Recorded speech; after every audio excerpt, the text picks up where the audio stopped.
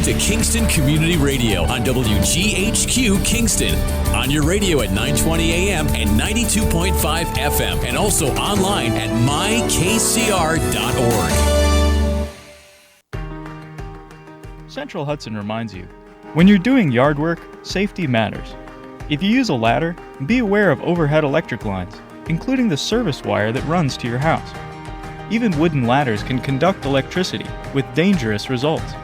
And be very careful if there are electric lines above or near a swimming pool, and you're working with skimmers, brooms, or other long-handled tools. Central Hudson wishes you a safe summer. Long ago, you wouldn't think of galloping on a horse while doing calligraphy, and you wouldn't have attempted to ride your bike while typing a letter.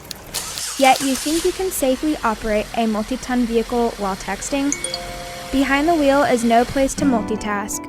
If you want to BRB, drive now and text later. Lives depend on it. Visit StopTextStopWrecks.org, a message brought to you by the National Highway Traffic Safety Administration, Project Yellow Light, Noise, and the Ad Council. Hi, my name is Jackie Lovezzo. I'm from Lake Katrine, and I support Kingston Community Radio because it is an invaluable resource to the community and its residents. This programming is brought to you by the Friends of Kevin Cahill. As a strong advocate of local broadcasting, Assemblymember Cahill urges you to support Kingston Community Radio with your time and donations. Your contributions keep KCR vital and on the air at FM 92.5, AM 920, and on the web at mykcr.org. Please join Assemblymember Cahill and send your gifts of $10, $25, or more to Kingston Community Radio, Post Office Box 4364, Kingston, New York 12402. Together, let's keep KCR alive. Thank you, Lawrence. Good morning, listeners. You are listening to the KCR Morning Radio Show, broadcasting live from 16 Lucas Avenue, right here in Kingston, New York. 331-9255 is our call-in number. We would love to hear from you on this beautiful Wednesday morning. And what a difference, Lawrence, 24 hours, huh? I know. Temperature-wise, humidity-wise. I mean, it was super, super hot on Monday, like unbearably hot. Probably just like what you liked Just like I like it, yes. Yeah. And then when I woke up this morning, it's just like I like it, 48 degrees.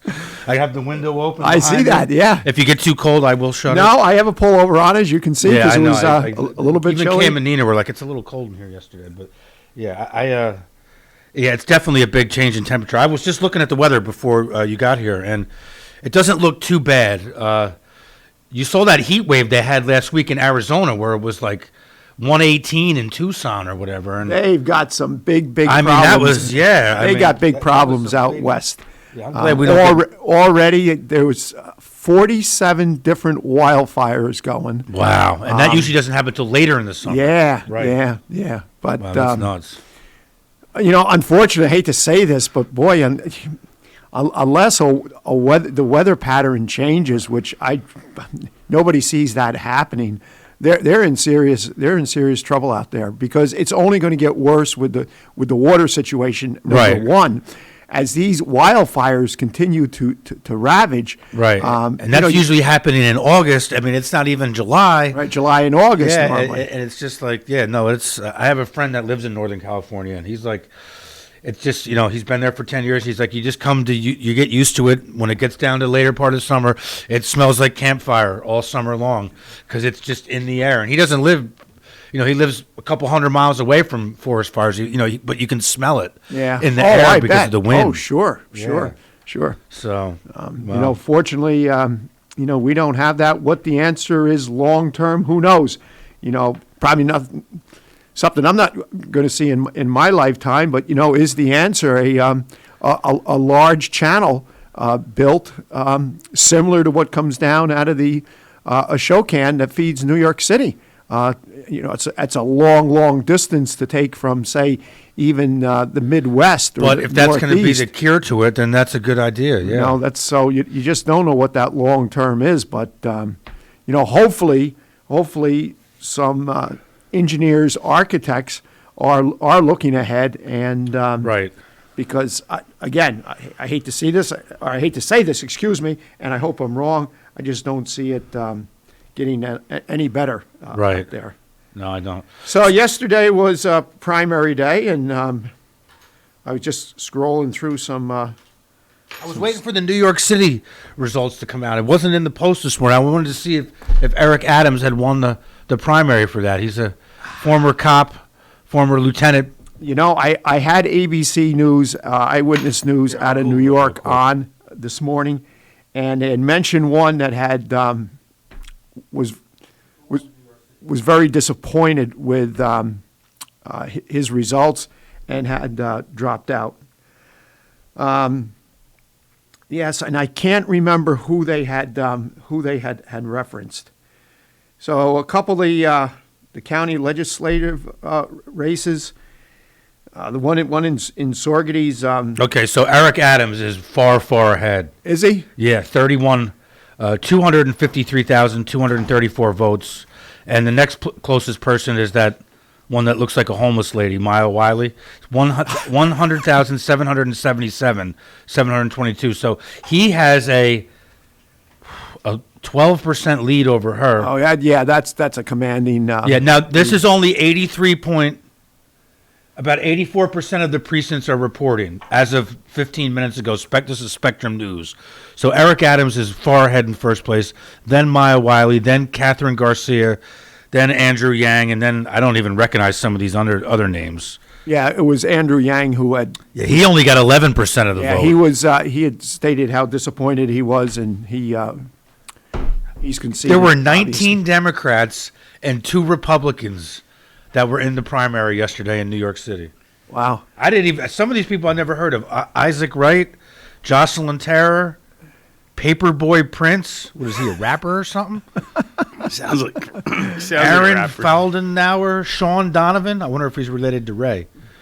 And Raymond McGuire. I heard of Raymond McGuire and Scott Stringer. They all got like 2% of the vote. So I guess it was those 4 people. But yeah, Eric Adams is way far ahead. Good. So where does do you understand where that leaves him so far as rank choice? He'll have to run against. Well, De Blasio already said he's not running. He's done. He's done at the end of the year. And by the way, listeners, that's Fred Costello here, who is. Good morning.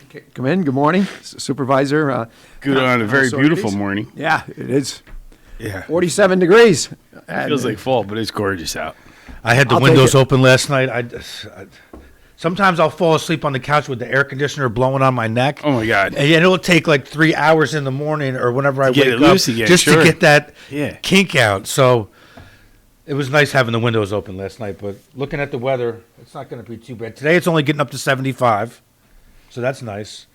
Tonight 50 again. Then tomorrow, Thursday, 79 is the high, 52 is the low, and then it starts getting really warm again on Sunday. 90 on Sunday, 88 on Monday, 92 Tuesday. So, I mean, it's summertime. That's exactly what I was going to say. Yeah, it's summertime. It started Monday, so. Yeah, it felt Monday. It felt warm like summer. This is a nice little break, but we're gonna have to pay our dues here in July and August. It's just the way it goes. That's the way it's supposed to be. It's the way it's supposed to be. Yeah, It's supposed to be. Mayor Murphy and I were together, and people were complaining about the heat. I'm like, Oh, no. come on, we paid our dues. Remind them what it's like in the middle of January. Forget. Yeah, people forget. People forget. But it was great out. We actually were in the dunking booth at the high school, the mayor and I, and there's a little bit too much enthusiasm for the folks that were dunking. The mayor and I, it's a little bit concerning. It was great. It was fun. Oh, is that how he banged up his toes or something? That is how he banged up his Oh, the clumsy ox. We were leaving. He's limping. I'm like, what's the matter? He goes, I think I hurt my toe. So up in Sorgety's, the county legislature race for the 2nd district, Joe Maloney has a slim lead over John Schoonmaker, 189 to 175. And what other interest is there? I know we had for council, also up in Sorgety's, and it looks like Kevin Freeman and Kaylee Zugala. Zagala. Is that how you pronounce Yep. it? It looks like those two are the winners. They're ahead substantially. Yep.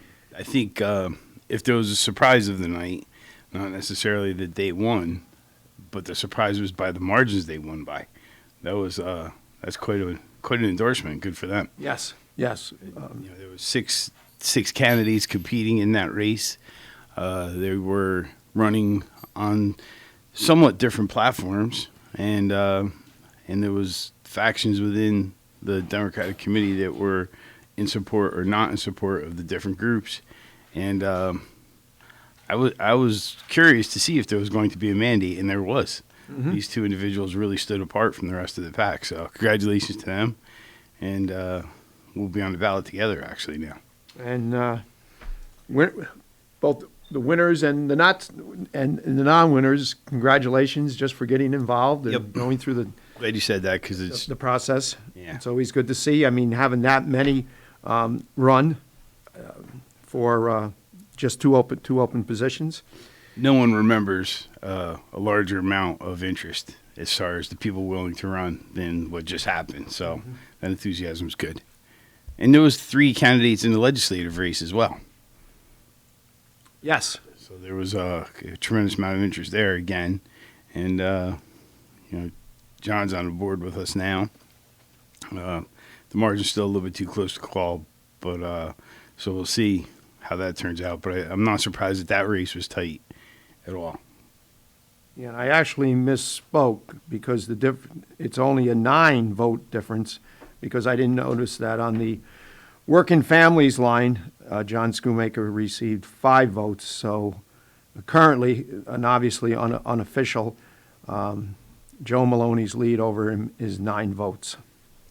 That's well within the margin for absentees and review. So we'll be waiting for a little bit of time to see how that turned out. Yeah. You have to give it to those folks. They all ran. All 3 of them ran a very credible campaign. Even Chris Allen, who upset the Working Families Party line, because I think he is in the lead, correct? In Working Families, They don't even list them. they don't list them. No. Okay, I'm not gonna be able to see it. I doubt, but I think he ended up finishing first in the Working Families primary, and that was, it's a small number of votes, but that's an achievement regardless. So Yeah, they have 2 other individuals with 0 votes and Schoonmaker see with. Can't see it. yeah, What'd you do to my phone? I don't know. I touched something. It's the same phone I have, and I still can't work it correctly. Yeah. I blew it up for you. Thank See it you. a little bit better. Let's see, District 2. So this morning, we've got scheduled at 7:30, March Gallagher, who's the county comptroller.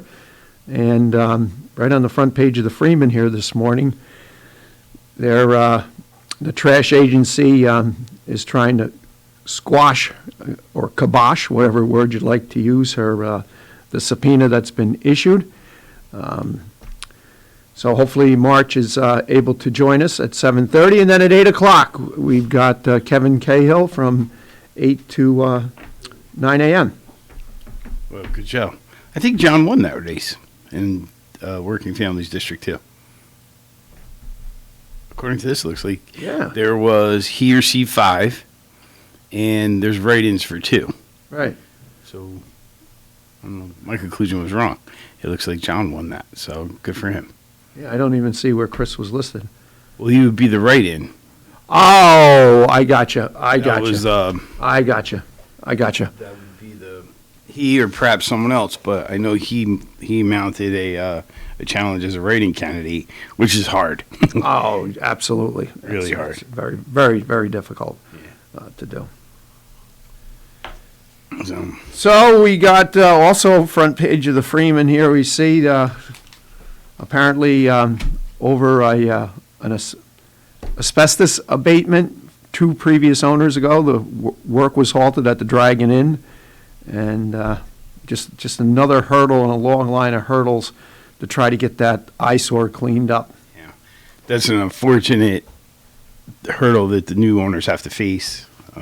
Nina and her family are well motivated there, well intentioned, and we certainly wish them the best. I know we're working. The village has stepped forward, and they're working to try to get information and help them get the information they need from the Department of Labor, who actually issued the stop work order for the asbestos abatement, and keep them moving in a positive direction while the construction season lasts. Asbestos is a big deal, and apparently the two previous owners had not done that and was issued a stop work order for their activities, and the pile of debris that the asbestos was found in, I think it's like 15 years ago, was not properly cared for, and it's believed that that asbestos had is now in a new pile of debris that they were collecting to try to clean up. So they're going to have to go through what's called the survey to identify where it is and where it is not, and then come up with some mitigation plan to make sure that it doesn't create a health crisis for anyone, and then they can move forward with the project. I think that's always an intimidating thing, but that building had been basically gutted, so the inside walls are basically down to the structural wood, down to the studs. Yeah, the fire caused a lot of damage, and then sitting for nearly 30 years. 30 years, yeah. Yeah, 30 years. Obviously, a lot deteriorated over that time. That still remained after that fire. Yeah. So they're well intentioned. They believe in the legacy of the structure, and they want to restore it to its former glory. And she has a use for it herself, and intends to make the second floor. She has a practice for private practice. Yep. Yeah. So she wants to develop the downstairs that way, minus the addition that used to be the restaurant, and the second story would become her living space. So, it was just so great to see the front of that Progress. building cleaned up and progress taking place, and then something like this. And unfortunately, again, here I hope I'm wrong, but usually these things can really drag out months and months and months, and hopefully that isn't the case here. So you and I have friends who have been in this situation where their equipment was ordered on the site and not to be touched for months while the survey took place. And I understand the public health concern, but I wish there was a way for it to be done in a more quick way, because it's frustrating. They're ready to go now. They had made plans to make the improvements that they've been discussing, and the neighbors there are relieved to see progress finally. And for that to be stalled is just I disappointing. think everybody in Sorgates is because it is a gateway, Greg. We all drive past there on a regular basis. And I mean, people come in that do not utilize the thruway, and let's face it, there are a lot of people that come from across the river, Dutchess County, even Kingston, and to the south of Kingston, that choose not to use the thruway and come up in the 9W. And that's the first thing you see when you hit the village line. It's not like it's a small ranch building that when the leaves come out you don't really see it. That building stands proud. It sticks out like a sore thumb. Yeah, sure. And the architecture really has a nice legacy. And the owner, Schufeld's, I think he was actually one of the town supervisors way back. The original family that ran the paper mill, Schufeld. Oh, you're going back before my time. Oh, absolutely, yeah. Yeah, absolutely. It was... So the family that owned the paper mill was Schufeld? Yes, originally. Never knew that. Yes, originally. And then during his career, he sold it, and he became active in local government. And I'm pretty sure Mr. Schufeld was the town supervisor over 100 years ago. Wow. Which is pretty neat. And... for many, many years, that building stood proud. A good friend of ours, Skip, lived there for a period of time, and has a long legacy as an inn. And then it was a restaurant for when I was a young man. I remember that well. And after that tragic fire, it had fell into disrepair and was never It hasn't had a useful purpose since, and it's suffered from the beating that it's taken without maintenance, being exposed to the climate. But miraculously, the bones are still good, and it's survivable. And Josh, the architect that's working with Nina and her family to restore it, restored the carriage house, which folks that don't know can't see from the road, but there was a carriage house over the bank down by the Sopas, and that building had fallen way, way, way into disrepair. And out of respect and love for the architecture, he took it upon himself to restore that building, and what an amazing job he did. Have you ever been in there? No, so that's been restored. That's been restored, yeah. What, you have to go through private property to get to it? Correct, yeah. It's tucked away in the, and it's very, very heavily wooded, so it's. Oh, no, I know where you're talking, but it's been 30 years since, wow, I did not. Pretty spectacular. I didn't know that. Yes, that has been, in that building, the last time I was there, it was already restored, and I was just taken back and in awe of what an amazing job he did. But when we were younger and we were there, the mortar had just decayed. You could take the bricks off by hand. The water had beat it, and leaves had accumulated, holding moisture against it for years, and he restored it, and it's pretty incredible. So he's working with them to restore the Dragon Inn, the big building. So I'm sure they'll get over this hurdle, and when they do, I think. Oh, yeah. It's just that, unfortunately, these things just take too much time. So much time. And, unfortunately, the State Labor Department has not been that cooperative with the village with providing, the documents. And they have to go through the process of filing a FOIL, which I don't know. From one government entity to another government entity, why play hardball? Let's work together. Come on. Because everybody's working. I agree. I agree, but everybody's so paranoid about liability anymore. They won't do anything that's outside of the manual, which is unfortunate. It wastes a lot of time. I remember only a few years ago we had that tragic fire on Russell Street, and that building was, after the fire, it was needed to be torn down, and as soon as that process began, that was delayed by an asbestos abatement. And then, I felt horrible for those neighbors because they suffered the fire, which was tragic. And then they had this burnt out building there for months that smelled every time it rained. And then finally it looked like it was going to be removed. And when they tore it down, they found asbestos in that pile, and it took months. So now those that was a really unfortunate thing in that neighborhood. And it took a long time. They were looking at this pile of burnt and charred debris, and finally they came up with an acceptable plan to remove it all. And it's a vacant lot now, which is significantly better than what they had to suffer with for a long time. But we'll wait and see. The health concerns, but it just then we're talking about Russell Street, and then the next street over has two buildings which are in various states of decay, and asbestos has been a problem with those improvements as well. So tough, really tough. It is. So we and I know I can speak for the mayor on this, that we understand the complaints that the neighbors offer, and you don't have to be a genius to see the impacts of those buildings being in some cases dangerous of collapse and being ugly, and the impact that has on the neighborhoods. But we're obligated to follow the law, just like the developers that are trying to do it, and it's quite an undertaking. But we've been fortunate, the developers who have engaged in this process, some of them understand it and they can get through it pretty quickly, and other ones have gotten a pretty fast education on the importance of trying to have this paperwork in place.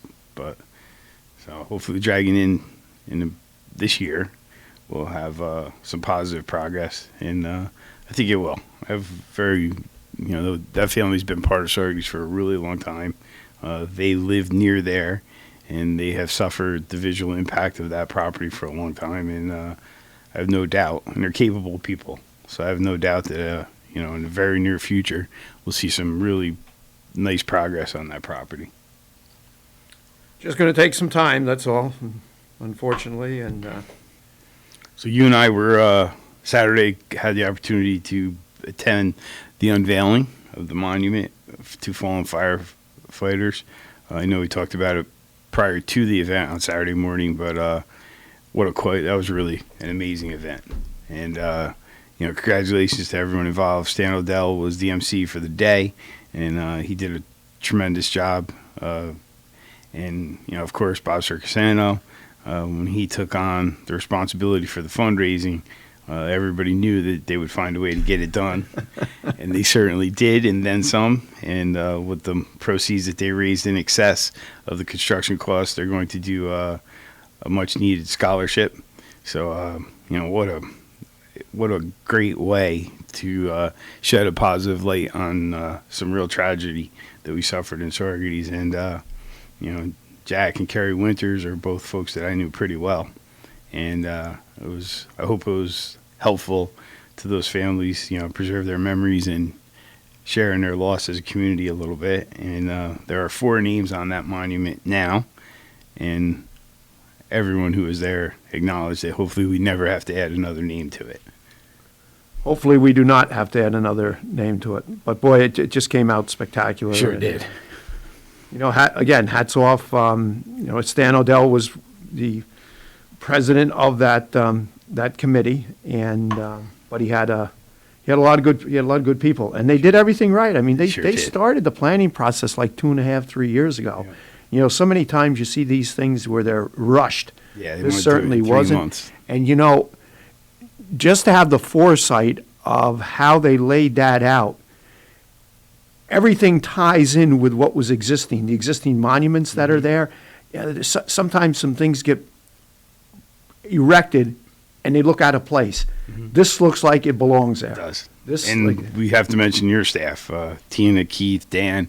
What an amazing job they did, because what you said is absolutely true. 5 or 6 days before the event, they ended construction. And when we went there Saturday morning, it looked like those plants had been there for 30 years. And it does just it was phenomenal job. Our guys did. She drives me crazy, but I guess it's okay to be drove crazy. I'm absolutely crazy. I'm crazy as it is. Yeah. All right, and to get driven a little more crazy is not a big deal. But and the timing could not have been more perfect. We were Saugerties had the honor of being the host for the Volunteer Firemen's Convention, the Hudson Valley one, and there were hundreds of volunteers from all across the Hudson Valley here, and a fair amount of those folks got to participate in that. And I think that added to the emotion of the moment, because those folks, many of them had spent decades as part of their volunteer fire service, and they have. It doesn't take long to realize that you're volunteering your time, but a lot of the work you do is dangerous and comes with a risk. And you take for granted that everybody had a good day and we all came home together, but sometimes that's not the case. And I think it was pretty emotional for those folks. They attended and went back home, and I think the folks that did come here, I think, all left with a really positive impression of our community and the volunteer services we have. The Airshade was incredible. Yeah, the number of people that I've seen after the ceremony, and then on Sunday, the Legion had actually the VFW had a breakfast at the Legion. Jen and I went, and then we went up to the memorial, and there were some people there as we got there, and as we were leaving, some more people were walking in. So, that's very, very, it's very good to see. And it was pretty. It was amazing. It was really exciting to be part of. Councilman Mike Ivino was part of the committee as vice president. They did that, and they were dedicated to it through and through. And hats off to Randy Richards. He brought his crane in to set that large stone. And Johnny Mullen once again. I know we could have did the whole half hour thanking people. Yeah, because we definitely forgot a few. But well, we always do. We always do. And in April, Randy's wife was very instrumental working with Tina, and the landscape scheme that they came up with, exceptional.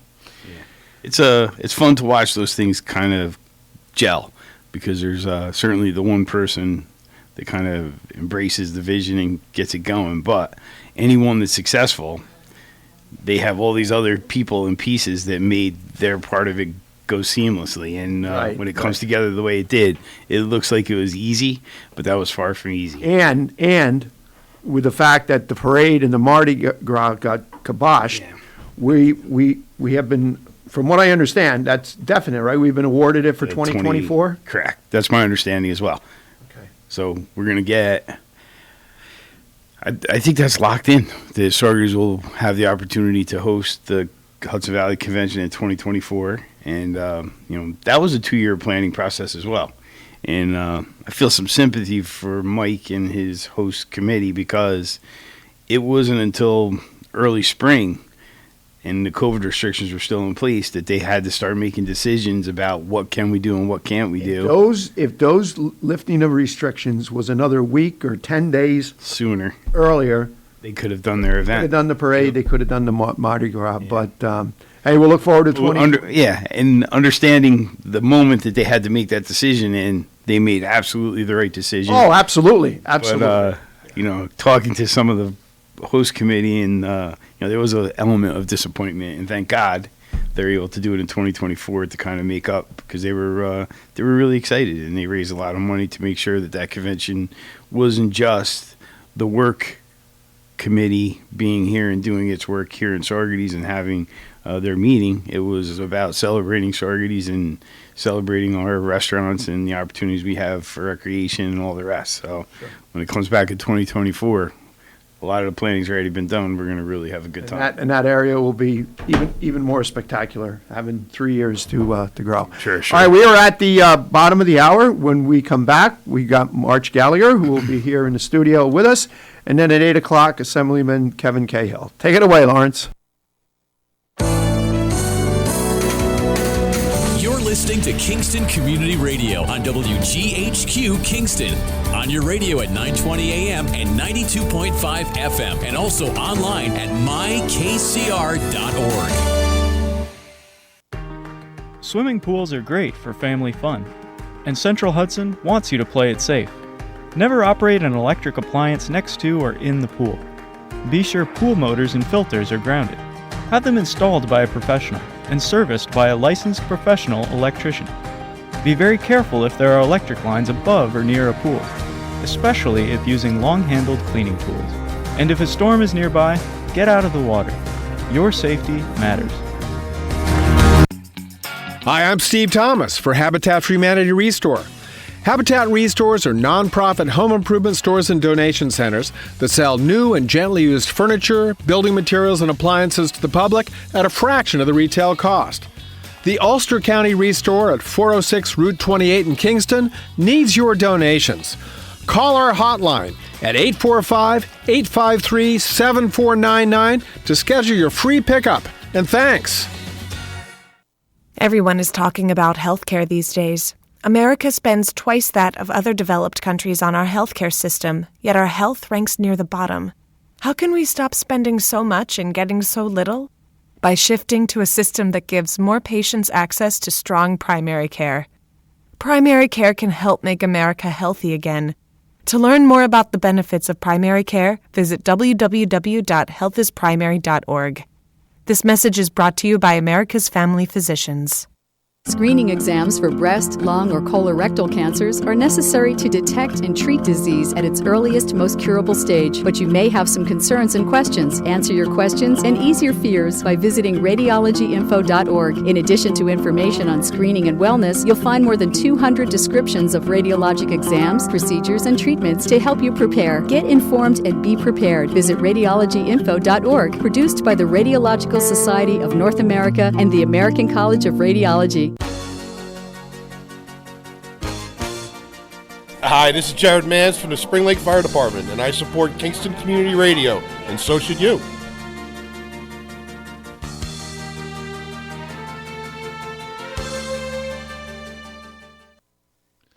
This portion of Kingston Community Radio has been brought to you by the First Savings Bank in Ulster County that still remains local to this day. Ulster Savings Bank, a community bank that's invested in local business, invested in community, invested in you. Ulster Savings Bank, your one-stop resource for everything local. Locations throughout the Hudson Valley and online at ulstersavings.com. Member FDIC. Thank you, Lawrence, and welcome back, listeners who were with us the first half hour. Those just joining us, 331-9255 is our call-in number. We'd love to hear from you. We have March Gallagher, Ulster County Comptroller, in the studio here with us. Thanks for joining us. So glad to be here today. Thanks I'm for joining so glad us. to be here. I heard, the last half hour where you were talking about the memorial and amazing work on that. I wasn't there actually because the assistant chief from my fire department, Michael Hines, passed away, and his funeral was exactly the same time, same hour, same time. I felt like I knew the whole county was going to be up in Saugerties, and I wanted to make sure he was well represented. And I've actually joined the Bloomington Ladies Auxiliary. And really? Good for you. Yeah. Look, I like fundraising, and I can't think of a better purpose to fundraise for than my personal fire department, And actually, they have another new member, and she said to me, well, they've had to come to my house 3 times, so I figured I should join up. That they haven't had to come to my house yet, thank goodness. Yeah. So anyway, I'm thrilled to be here. I'm sorry I missed you guys last month, and no worries at all. No worries at all. We Bloomington is active. Their auxiliary. We announce prior to the pandemic. We would regularly announce events that they hosted, and they have a soup exchange, which is pretty impressive. Yeah, a lot of good quality homemade soups coming out of that. Yeah, we do a lot of different things, and I just think it's a great way to give back. And I've been to a lot of pancake breakfasts. Bloomington usually only does one a year, but we have other events that are great events, and it's just a great purpose. And what I've really found is a lot of the fire departments, people grow up in a certain department, then they might move to a neighboring town. They still want to participate, and some of my friends are participating as active members of departments that are not their home department. Yeah, so it's kind of, you can see it though, because there's family legacy that goes into that, and there's huge community. I can see, especially on the Ladies Auxiliary in Bloomington, it's just a really supportive sort of great group of people. Yeah. So, but anyway, I'm really excited about the memorial at Cantine. I think great work was done there, and I'm so pleased to see recognition of important, first responders. Yeah, that was it was pretty impressive. Easy to get behind, and a really special group of talented people that made it happen. Yeah. So it was kind of. So the news today is crazy. I mean, first of all, Saugerties had like the most primary action of any town. You guys had a town primary, 6 candidates for 2 seats on the Democratic side. You had the District 3 for one of the legislative districts. 2, right? District 2? District 2, yeah. And 3 candidates competed there for the Democratic nomination. That's right, yeah. So a lot happening in Saugerties. My goodness. Yeah, and then also our legislative chairman, David Donaldson, lost his primary. Did he really? Shell-shocked. I didn't know that. Wow, I'm almost falling off my chair. I'm really surprised. Yeah. It broke so late last night. It's not on the print newspaper, but it's the banner headline on dailyfreeman.com, and I was surprised because I really didn't see it from where I sit, meaning like I'm not on the ground in that district. I understand that the newcomer, Phil Erner, knocked a lot of doors. And I think we all know in this post-AOC world, like the ground game is everything. Yeah. It's totally different. That is big news, though. And I wasn't in tune to what was happening on the ground, but Dave's been kind of a giant in Ulster County politics for decades. I was shell-shocked, absolutely shell-shocked. So it was an exciting news day. And then yesterday, the RRA... well, not yesterday. Yesterday, the Freeman finally wrote an article, and I have to say kudos to the reporter there, Bill Kemmel, because he really got a lot right there. But they filed papers on Friday to sue my office, me in my professional capacity. I've never been sued before, so I was like, wow, arrived. This is how we're gonna do things. You've arrived. Okay. To stop an audit of the composting operation, I can't understand what they're thinking in that we gave them a grant. Yes, it was a pass-through grant from the state through to us and then to them, but they signed a contract that says that Ulster County shall have audit authority for the following 6 years after closure of the contract. So I can't for the life of me understand why they're challenging it in this way, and I don't think it's wise. I think it's a complete waste of taxpayer money, and more importantly, and this is what all the listeners should know, we are facing the closure of Seneca Meadows. That's where all the municipal solid waste in the county is shipped to right now. It's not cheap. It's closing in 2025. There's a lot of finger pointing between the Ulster County Resource Recovery Agency and the legislature about who's supposed to deal with this problem. But let me tell you, this agency does not have the leadership, policies, or governance to help the county through our next phase. We have a big problem on our hands, and we don't have the right people in place to figure it out. There's been change in leadership there for the past couple of years, There right? has been change in leadership. The old Hasn't executive been director, Tim continuity. Rose, took a giant pay cut to leave the agency and come to the county. I think that has to be a Says red something. flag. And immediately following that departure, a lawsuit was announced by a former employee for race discrimination. That is still pending. Following the disclosure of that lawsuit, the board then gave a 5-year, greater than 6-figure contract to the director of operations, who is the subject of the lawsuit. What are you thinking? I mean, if one of your department heads or a deputy was sued, would you then try to give him a contract? No, you might wait to see what happens in the lawsuit. Yeah, if you come under scrutiny, it kind of puts a pause on. Just wait and see what happens. I mean, I'm not saying everything that is alleged actually occurred, but let's find out. You're not making me feel very good now. I know the garbage problem. I know that it's a problem. It's a huge problem. It seems it's just going back, and I can go back 10 years, probably 15 years, maybe longer. But there's always been controversy. There's always been like dominoes falling. Yes. With that agency. So what actual does your office or the county legislature, what kind of jurisdiction do you have over them? So the first thing to know is that the county legislature sought the state legislature, requested the state legislature set up this solid waste authority to deal with our solid waste problem. So it was at the request of the county. We didn't have an executive form of government. The legislature was the governing body at the time. And at the time that it was formed, Jerry Benjamin was chairman of the legislature. There is a contract that was executed between Ulster County with Jerry Benjamin as chairman of the legislature and the Resource Recovery Agency to manage all the solid waste in the county. That contract runs through 2025. It's a very long-term arrangement. And the reason it was done is that all the municipal landfills, let's not forget, right, there was one on North Street in the Strawberries. village years ago. Right, the village. And so we had these failing municipal landfills that had to be addressed. They were very expensive, and the municipalities did not have the capacity, the financing to handle it. So it was done for this reason, to close out those municipal landfills, create a county-run facility, and basically handle things going forward. What's really complicated about it is that when it was formed, it was anticipated, okay, all solid waste in the county is going to be required to go there. Almost right after that, the Supreme Court ruled that flow control was unconstitutional.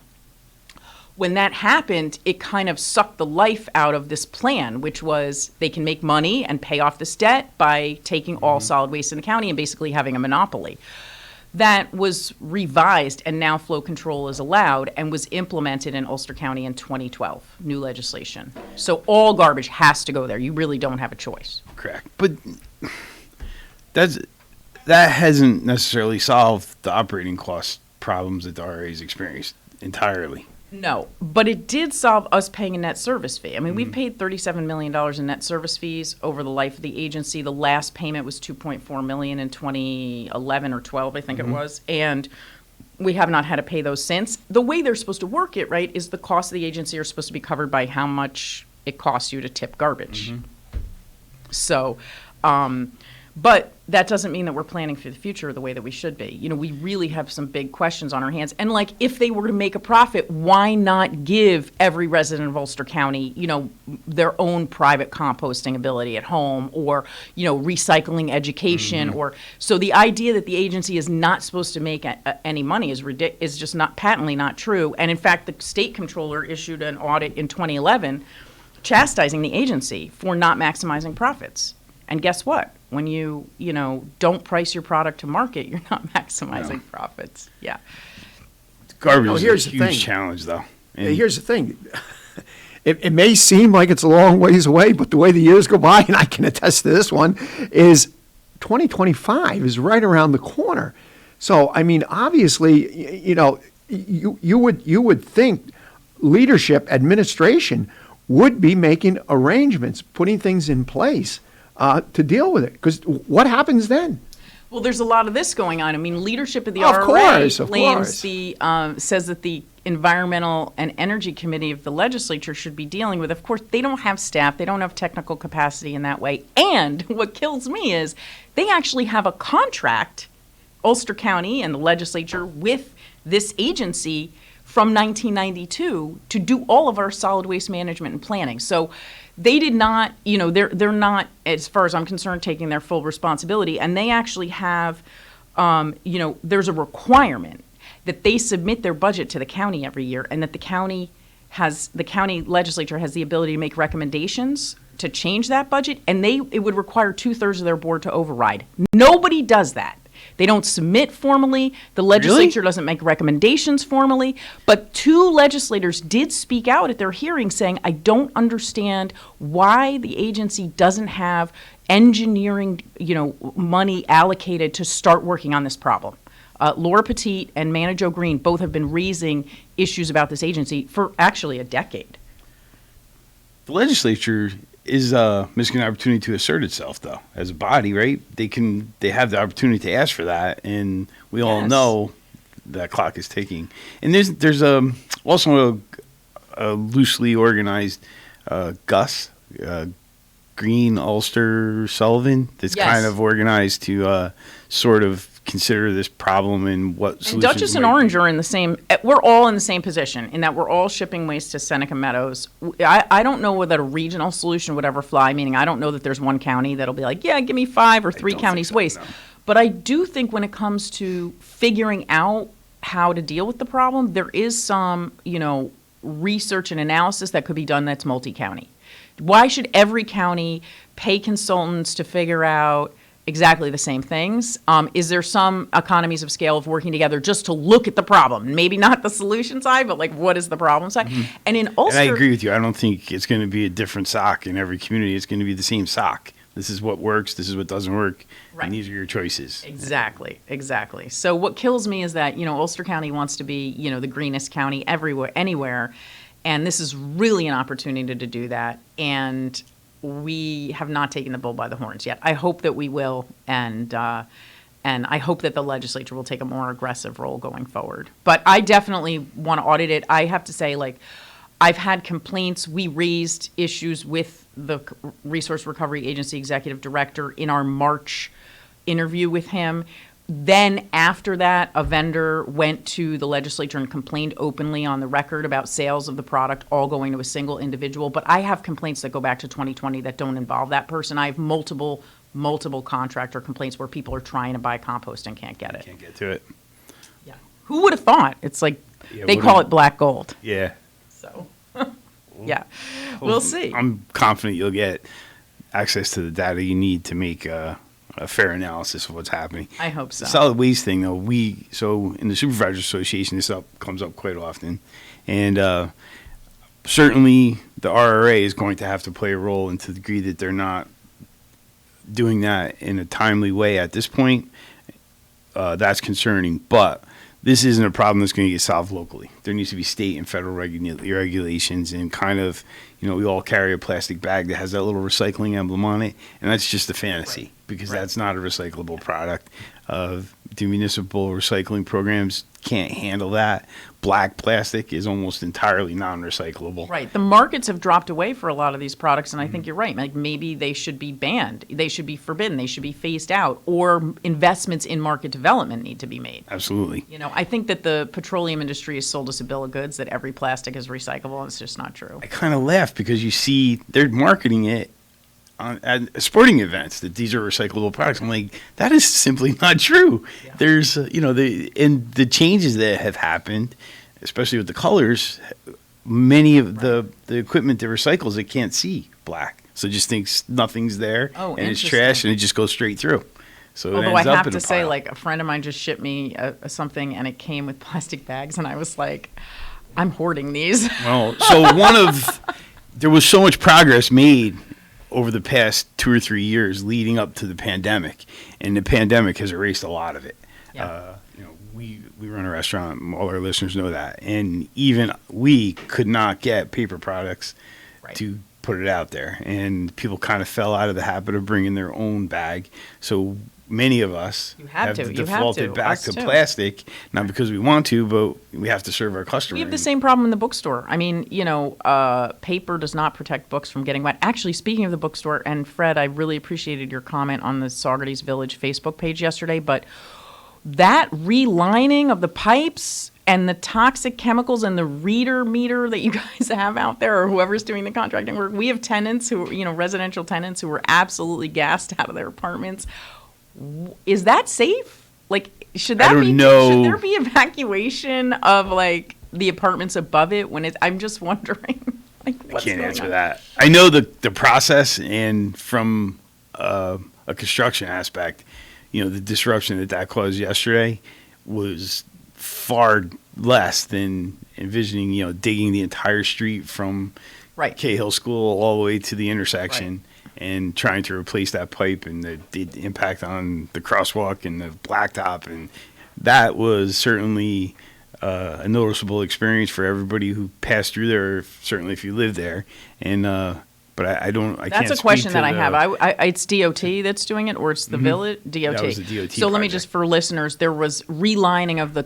and I'm at a loss too, so I was going to say. Sorry. So yesterday in Saugerties on Partition Street, important infrastructure that really needs repair was relined. Pipes were relined rather than being dug up and totally replaced, and it's actually a very sort of interesting method that they use that Fred went on and explained to one of the readers on Facebook what exactly was happening. But they line it with chemicals that harden in place, but it's very odorous and it's a little bit scary. And then they also have some sort of meter where they read their own toxicity, which I don't, good, but it makes people walking by and living there much more nervous. I think it's done. That part of the street is done. So really the question is going forward, does it make sense to warn people hey, we're going to be here from 2 to 3 in the afternoon. You might want to be out. Whatever level of comfort we could take, the crews that do that work are, there's Department of Labor standards, the OSHA standards that they have to follow. And that's part of the meter. I don't think the meter was necessarily that there was a health concern for residents who might have been 30 or 40 feet away, but the individual who are doing that are in the manhole with that material. All right. Well, we'll also poke DOT about it. Yeah, I think it's a fair question to ask, and I certainly can't answer it. But I would think that's more of a safeguard. Absolutely. For the workers.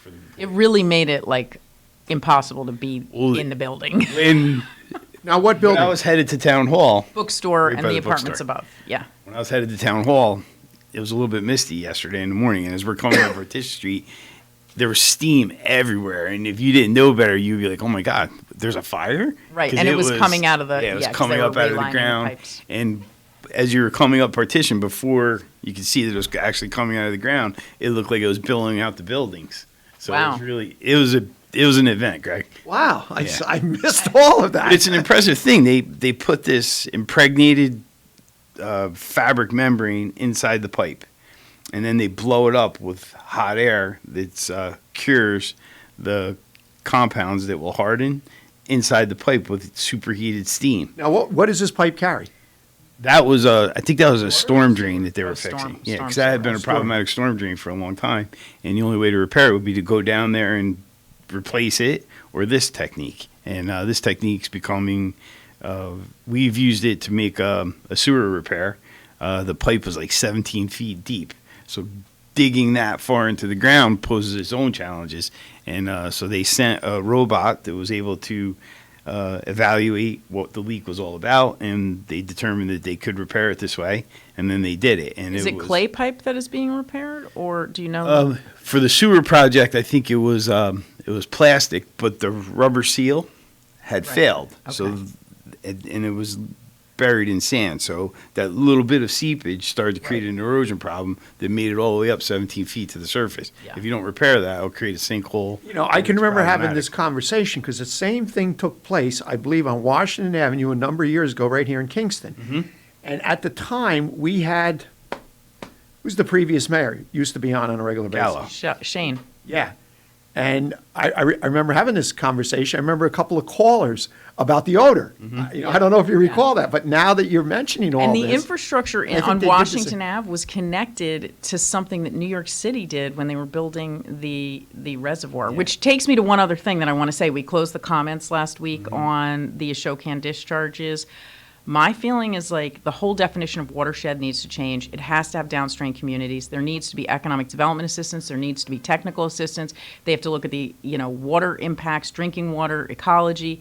But New York City needs to be on notice. We are not going to stand by and just take it because they have a huge impact on our community. You just said that perfectly. And that's the nut of what we have argued. There's this huge disparity between the upstream communities and the downstream communities and how they're viewed and how they're supported or not. And that imbalance is unfair. And, we tried our best, and you were a terrific supporter to raise those concerns just as you articulated them. And hopefully we're going to get some relief.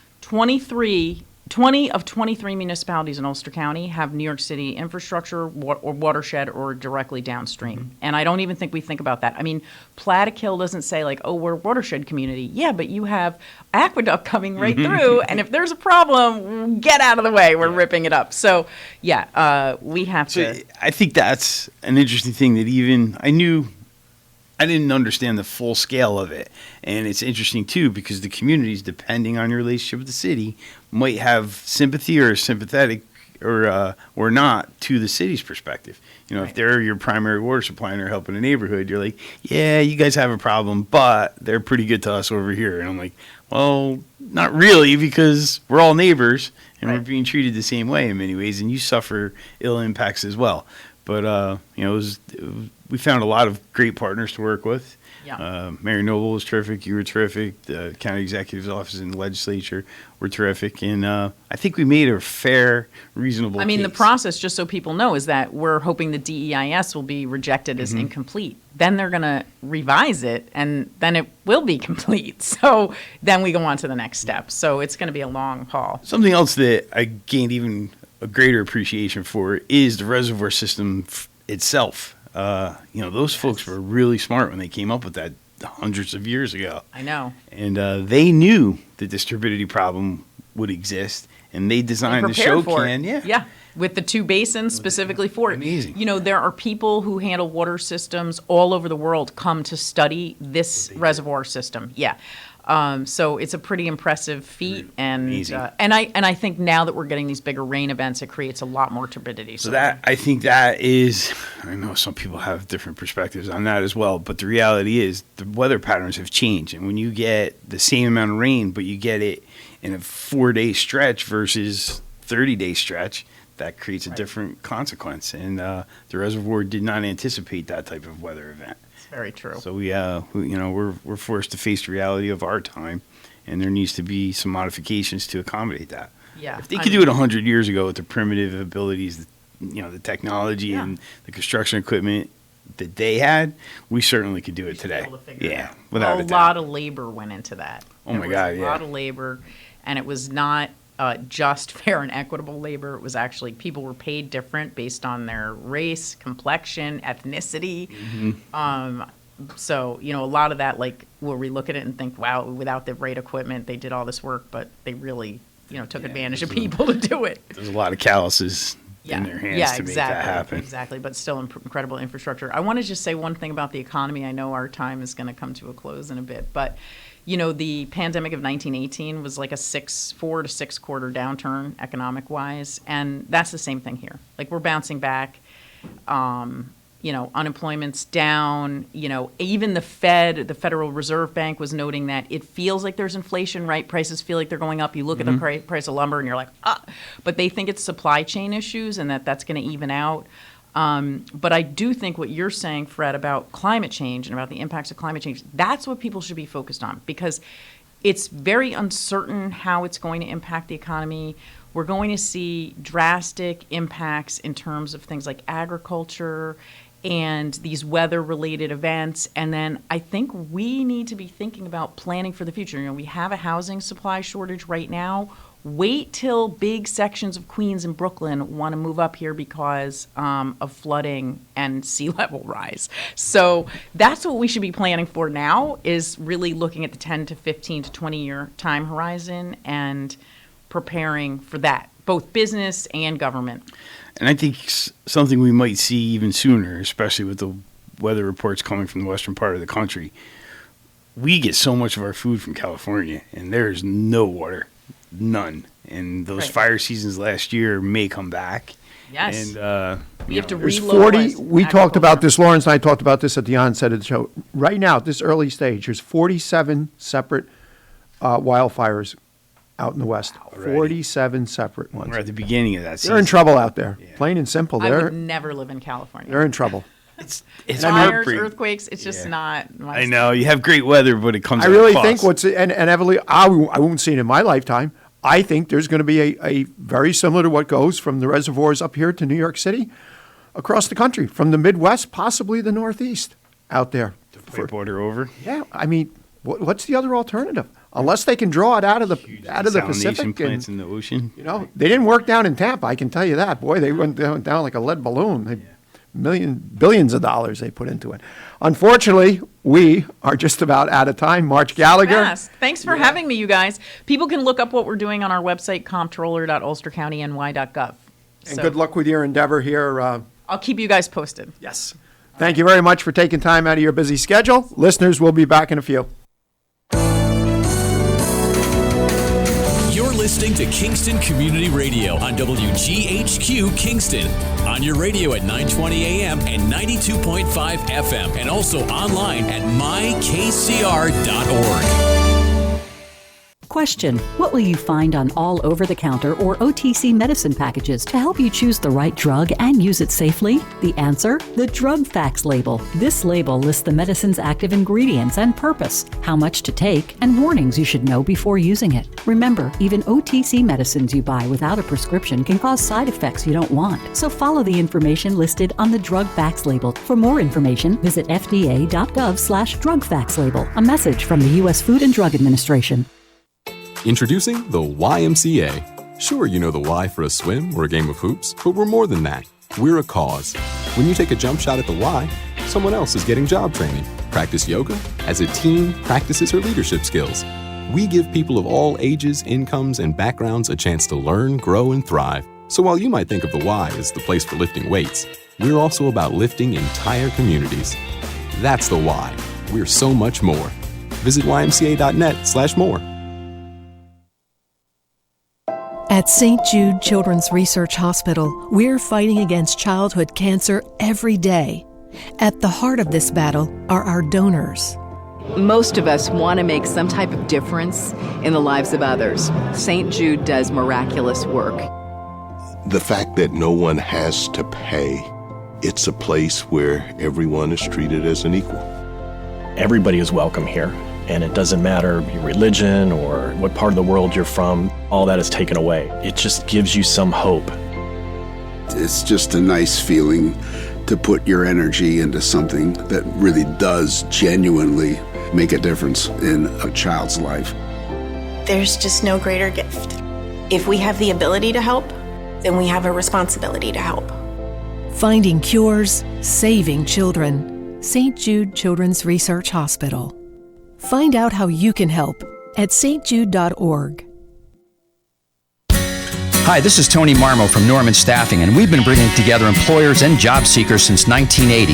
If you're an employer and have job vacancies, let Norman Staffing help fill them with permanent or temporary workers. We screen, interview, and recommend the best candidates for your company. We make the employment process easier and faster for you. Please call Norman Staffing for your employment needs at 338-9111, 338-9111, or normanstaffing.com.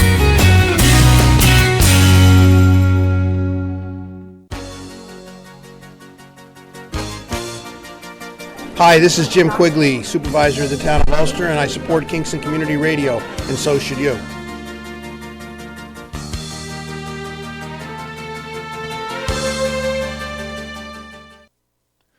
Rondout Savings Bank has a long history of serving local communities and maintaining a strong tradition of customer service excellence while providing each customer with the personal attention they deserve.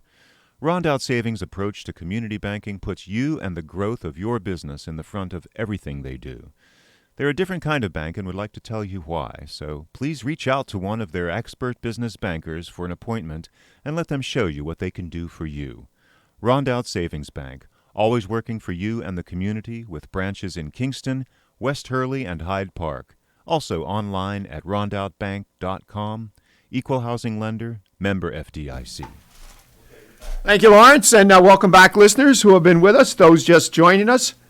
331-9255 is our call-in number. Wow, that was a quick half hour. It was. We got to give March more time. An hour or 45 minutes.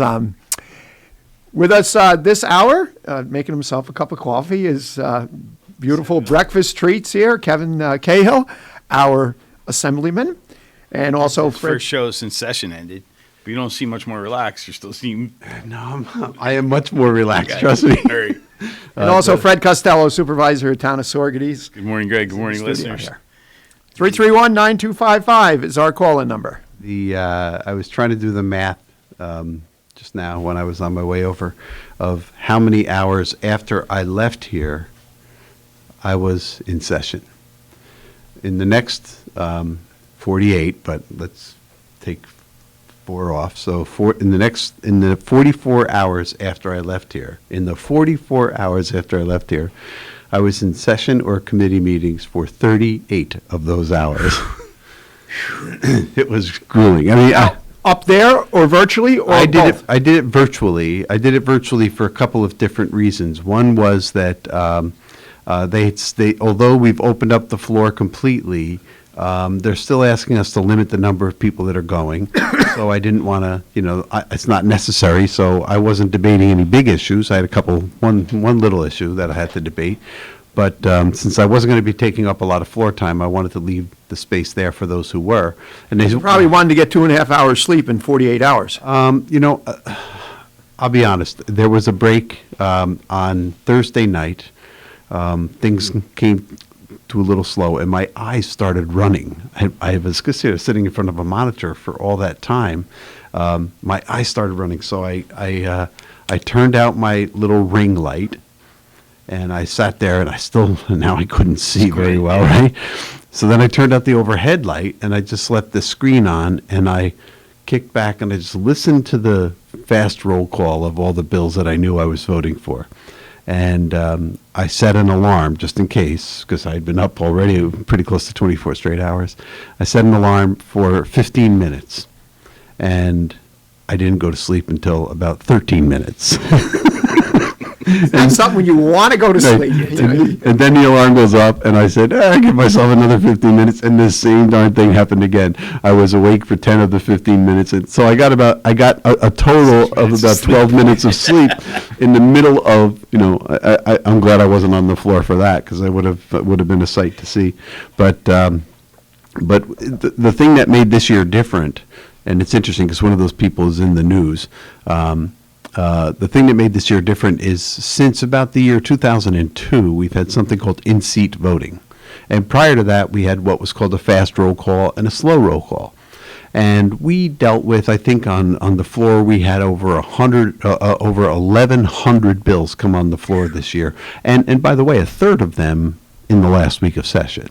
So in the old days by pre-COVID, going back to 2002, we had to be in our seat, and we had to literally push that little button on the console to say yes, no, or abstain. Right. With COVID, we did it a little differently. We suspended our in-person or in-seat voting rule, and we did what was called a party vote. And that is, since we've discussed most of these bills far in advance, we know which ones, we've all served on committees, we know which ones we're going to support and oppose. Generally speaking, the party can stand up and speak their mind. And most of the time, and I mean literally most of the time, the Democrats and the Republicans agree, and we all vote in favor of a bill that makes it to the floor. The real battle takes place in committee. So this year we had that process where we could vote by party, and it moves things 20 times as fast. However, because we're not, since we're not in person, there's still a lot of people that want to say, hey, I'm over here, look at me, look at me. So there's a lot of people who felt the need to speak on every bill, and that slows things down. So we had a debate when I tell you this, you're going to say, what is wrong with you people?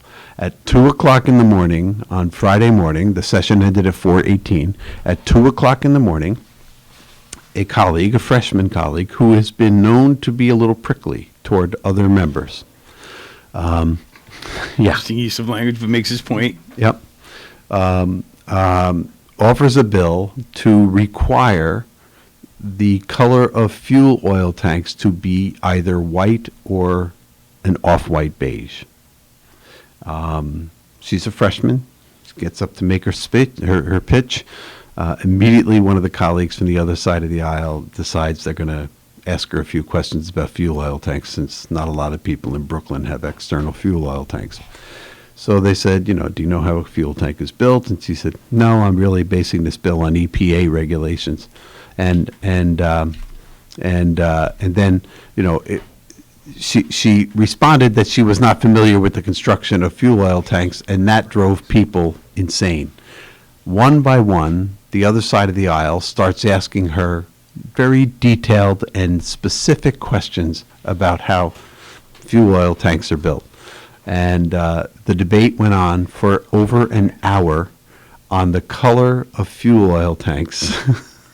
Oh, my God. At 2 o'clock in the morning on the last day of session. 12 minutes of sleep, that's not a welcome conversation. I was like, I wanted to jump through the monitor and just but I forgot birthdays. Right. How did I forget birthdays? I don't know. We had 3 different birthday nominations today, so it's important we get this right.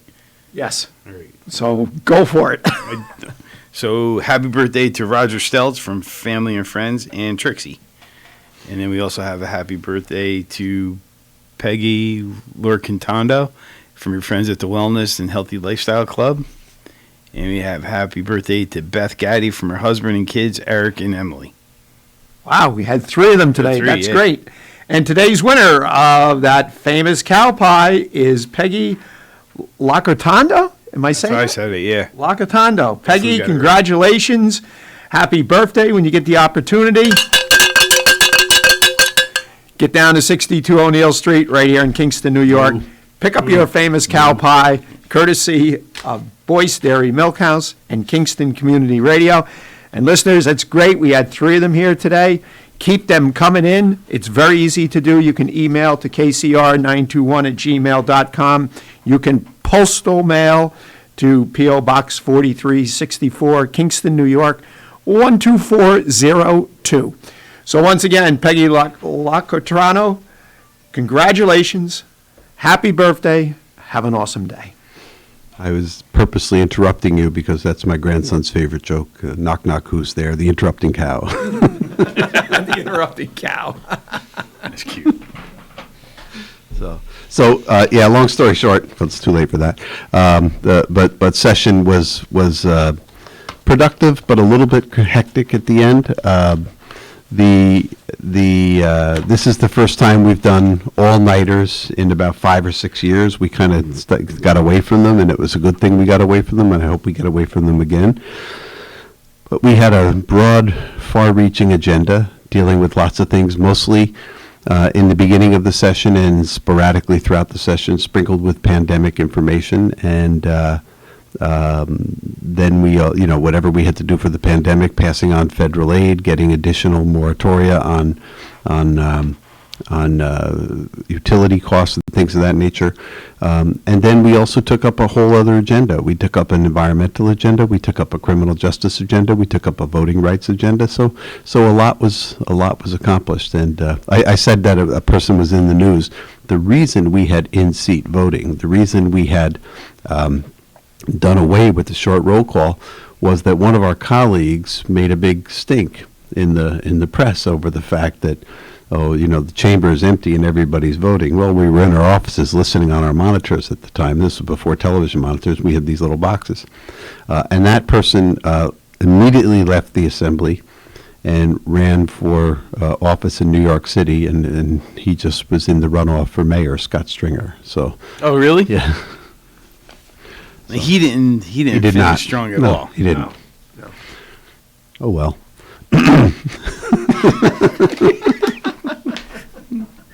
So. Did you give any thought to what happened in the city yet? The ranked choice voting and I am still betwixt and between. I look at a place like Australia is a place where it's been going on for a very long time. There are places around the country, a few cities around the country where it's being done. I still think that voter apathy is the most important concern that I have when it comes to voting. And apathy in terms of not understanding the impact of your vote, not understanding the process, not understanding the impact of electing someone to office. I think a lot of people don't realize how important it is. I heard a few of the things you were talking about on the air before I got here, and that was, your zoning board, your planning board, your safety stuff. Those are all run by people who are elected to office. And if you want them done competently and efficiently and effectively, but at the same time not in a way that's overbearing, you get to pick those people. And that's what we went through yesterday locally without ranked choice voting, but even that was complicated by the fact that it wasn't a uniform primary. So I mentioned off air that that a couple of members of my family didn't get out to vote because they forgot, and generally speaking, one of their politically active brothers would remind them, but we didn't have anything going on in our district, so kind of forgot. But in ranked choice voting, it still baffles me how, I'll get it. I guess they spent $12 or $16 million on public service announcements to explain how it's done, and I watched a couple of them, and I still am not quite sure what the overall concept is. I guess it's that it's supposed to empower the long shot, right? It's supposed to make it so that nobody is a guaranteed winner, and that your second choice matters as much as your first. And I don't know how true that is, but it looks like right now Eric Adams is ahead in New York City, but he didn't break 25%, which would have been some sort of threshold, I guess, under ranked choice voting. So it appears there's going to be some type of runoff. There'll be a runoff, but the runoff will include fewer people, right? Some of them will not be in the race because of their turnout, and I don't know what the impact of the district attorney's offices. I have a colleague who's running in that race, so I'm curious about that. I guess we have over a dozen people from the state legislature running for other offices right now, and yeah, it's going to be interesting to see if this catches on, this ranked choice voting. Curious about it as well. I kind of feel our politics is divided, but I think money's the real root of why the divisions exist. Money? Yes. Oh, hands down. Yeah. But I think in an attempt to make more choice, it gives the candidates the opportunity to serve a more narrow constituency. Right. And I find that to be potentially divisive. That part is divisive. I do like the idea that you got to be careful about, shooting your opponent in the face. Yeah. Right? That part I like. It has troubled me more than anything in politics, and I go back to when I ran for election in 1998, and when I ran in 1994. One time I won and one time I lost. It was nasty campaigns, and I was a target, and my family was a target, and that was terribly unpleasant. And I don't think a single word that was said negative about anybody in those races persuaded anybody different. Well, it might have persuaded people because it wouldn't be done if it didn't. I think it turns people off. Well, I don't think that it did anything to enhance the public good.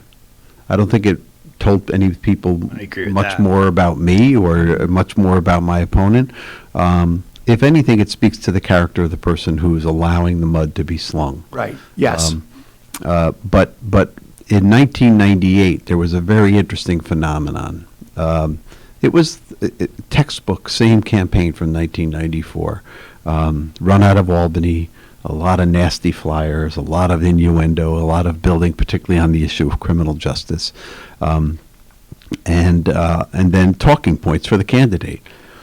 At the same time that it was taking place here in our community with a barrage, literally almost $1 million worth of media, That was a lot of money back then. It was a huge amount. It was the most expensive campaign up to that date. There's been a couple that have surpassed it now, but it was the most expensive campaign at that date, and I will acknowledge that I was outspent significantly. But at the same time that was taking place, there was this race for the United States Senate that had a national focus between the incumbent, Alphonse D'Amato, and a congressman from Brooklyn, Chuck Schumer. And that got extremely nasty. That was just the mud was flying everywhere. And the public rose up and they said, you know what? We're not going to vote for either one of you. We're done with this. More people said that about Al D'Amato than said it about Chuck Schumer. And Chuck Schumer ended up taking the incumbent out. But it was. I think Chuck won for different reasons. I think he won because of his ground campaign. He's the most amazing campaigner. Yep. Right. But at the same time that was taking place, the public was getting very tired of negative campaigning, and they were starting to say, wait a second, I have to live in this society. I don't really want to be polarized. Little did we know that 20 years later it would be the definition of politics. But I tried to appeal to that sensibility in 1998, and when I ran, I put out a letter and I said, listen, I'm sorry that this is where the campaign has gone. I feel partially responsible for it, even though I didn't do any of the mudslinging. If I didn't run, then they wouldn't be saying bad things about me. Maybe they'd be saying something about somebody else, but at least it wouldn't be me, and that would be okay with my family. And I understand you might believe some of this stuff. I said, none of it is true. But if you believe it, I wouldn't vote for me. But I'm here to tell you it's not true. So I would appreciate your vote for me and a vote against negative campaigning. And when I tell you that our pollster, we had a professional pollster, called me up like in 3 days, he said, I don't know what happened. He said, but the polls have gone 180 degrees in the other direction. And that one appeal to people's good side made all the difference with a particular slice of voter.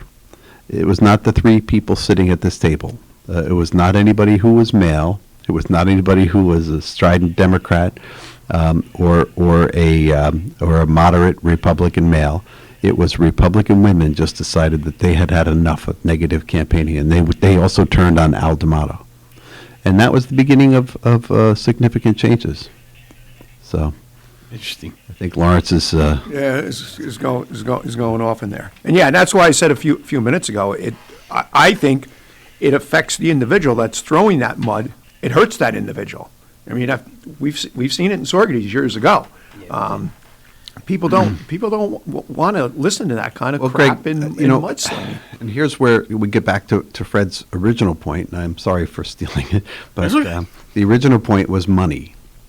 And money tends toward negative campaigns. And the reason money tends towards negative campaigns is because you can repeat a message over and over again if you have enough money. And it doesn't matter how true or how deep that message is. You can make it so.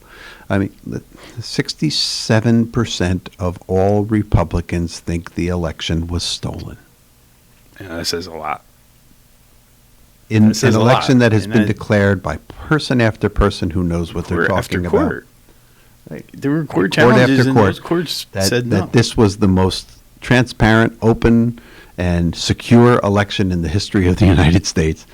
But 67% of people in one party believe that. That's phenomenal. And the reason they believe it is because that message was repeated over and over again. And over again. Right. Yes. Right. And you can do that with money. They wouldn't do it. They wouldn't do negative campaigning if it didn't have some effect. So you can convince people of something that is not true or not relevant. Maybe it's true but not relevant. If you hammer away at it with a flyer, a phone call, a newspaper ad, a television ad. I think the part of that that's particularly appalling is it can be done parallel to a campaign or anonymously to a degree, because there's PACs that will subscribe to a narrative and repeat that narrative and beat the opponent with it over and over and over again. Well, let me and be there's really no perfectly- accountability to that. Let me be perfectly clear. I don't know what the situation was between D'Amato and Schumer, but in my race, it was not my opponent who was saying it. It was an independent third party, the Republican Campaign Committee, the Republican Assembly Campaign Committee. In fact, the person who I ran against is a friend, and we remain friends now and throughout. And we think, at least I'll speak for myself, I think very highly of him. And I don't believe those were words that would come out of his mouth. And I would here and there challenge him on the debate circuit, and he would acknowledge those are not words that would come out of his mouth. Now, previously, my opponent in 1994, he was totally subscribed to the negative campaigning, and he was a good echo chamber. So I guess there's a lesson to be learned there. He won, and this guy lost. But it was a different time. Yeah.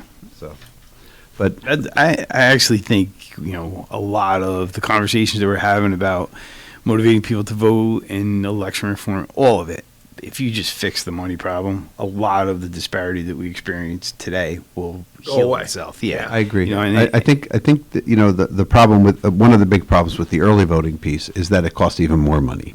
You have to go out there and cull your lists even earlier. You have to go appeal to a whole different group of people in a whole different way for 10 more days, in the more intense way that we do at the end of campaigns. But the other thing I was going to mention about our local campaigns is they're not money driven. Our primaries are generally not money driven, and the campaigns we saw now were really about who went out and got who wore out the shoe leather. Motivated people to come out. Right. But small, so again, back to the significance of it, even in Sorgeties, we have 6,000 voters or thereabout. Yesterday was decided by hundreds of people. I think in Kingston, the race for the county legislative seat that I used to occupy, now held by Dave Donaldson, I think that was decided by under 500 voters. And that's a significant population that did not participate. By like a factor of 9. Yeah. So, this is our country, our democracy, our government, and to the degree that we exercise the rights we're afforded, it's more reflective of what we want it to do and what we want it to look like. To the degree that we're benign and don't participate, we have to bear a little bit of responsibility for the outcomes, and if you didn't vote, it's hard to complain. Well, I mean, just looking at the numbers in Sorgeties, and Sunday morning, I took care of opening up the Greco Center, and the lady from the Board of Elections was already there. And no, actually, it was Saturday because the Bruderhof was there and the young lady needed to use the restroom, so I transported her over. And she was concerned about the parking lot filling up, and she wondered what was going on. And I said, how's the early voting been? She said, out of all the sites in Ulster County, Sorgeties has been the busiest. Highest one. So now I'm thinking after I'm looking at the results, and I'm just thinking just in the past minute in my head, if we were the busiest, my God, what was it, like a ghost town in those other areas? Yeah. I want to make a quick distinction between people who choose not to vote and people who can't vote. And some of the early voting, some of the no excuse absentee stuff that we've been working on is to allow people who want to vote but find themselves in a position where they can't because they have an elderly family member they have to take care of, or because they are working that day on a double shift or something else. Making it possible for people to vote is very important. It's not going to bring them to the polls. You can lead a horse to water, right? But making it possible for people to vote is critically important. And we did a few of those things this year, too. We did second passage of the constitutional amendment that would allow no excuse absentee voting. Now it goes before the voters. The voters will decide if we're going to have no excuse absentee voting. Well, the thing with the early voting, that also affords a lot of people, because you hit the nail on the head. There's days, maybe somebody's working a double shift, but with the fact that they did it on Saturdays and Sundays and they rotated times, one day was 9 a.m. to 4 p.m., another day it was 12 to 9 or 12 to 8. So it gave people that opportunity. To at least that wanted to vote. Right. I had someone criticize that. Why? Just because it's confusing, and I'm like, what? They're like, I'm like, there's no perfect formula to resolve this, but if we did it the same time every day, only the same people will be eligible to vote. Right. So by mixing the times, it gives hopefully different folks that have opportunity to go vote. So if you're working a second shift on Tuesday, you could vote early because they started at 9 o'clock, and then if you don't get home until 7:30, either on your way or you can still vote. So that's. If I could take a minute or two here to go through some biweekly statistics that we have here. I think it's important to keep track of this stuff. Let's talk COVID for a moment. There are 18 active cases in Ulster County, only 74 active cases in Dutchess County. Almost 57% of Ulster County is fully vaccinated, and if you take out the kids who are not eligible for the vaccine, that's a pretty good number. In Dutchess County, it's about 51%. All told, between the two counties, 250,000 people got their fully vaccinated. You have the percentage of Ulster County residents that have had at least one shot. No, I don't have that number, but it's well over 70%. Yeah, that's what I thought. And so we have this thing under control. I think it's looking good. I'm a little concerned about those places where the vaccination rates are way, way lower because the variants can really start to wreak havoc in those places. Unemployment, that's part of COVID too. We are at our lowest number of active cases in our office right now. We have only 19 active cases. That means 684 cases that have come through our door have been resolved. And that's a good thing. And the interesting part about this 19 cases is a significant number of them are people who want to give money back. That is an interesting part. Yeah. So what do you mean by 19 active cases? We have people that reach out to us when they are not having success in reaching out to the Department of Labor or have an issue with the Department of Labor. Receiving benefits. In receiving benefits, or in the case of a handful of people, returning benefits because they ended up finding out that they weren't entitled to them for one reason or another, or they came after they went back to work or something like that. So we have both issues. But we're down to 19, which is a real... From over 600. From almost 700, yeah. So that's great. The last thing before we go to the break, I'll just mention real quickly to any grandparents or parents or aunts or uncles who are listening, the summer reading program flyers have been distributed to schools. 10,000 of them went out over the past couple of days. We are working with our libraries. We have a great theme this year. We expect higher participation than ever. We made it through COVID. We had a remote ceremony last year, but we're going in person this year, and that means everybody gets a goodie bag if they show up. Last year, how many years is this now? A lot. Let me put it this way. My daughter, who is a teacher and has an 8-year-old daughter herself, was a participant in the first reading program. So. We are at the bottom of the hour. We'll be back in a few.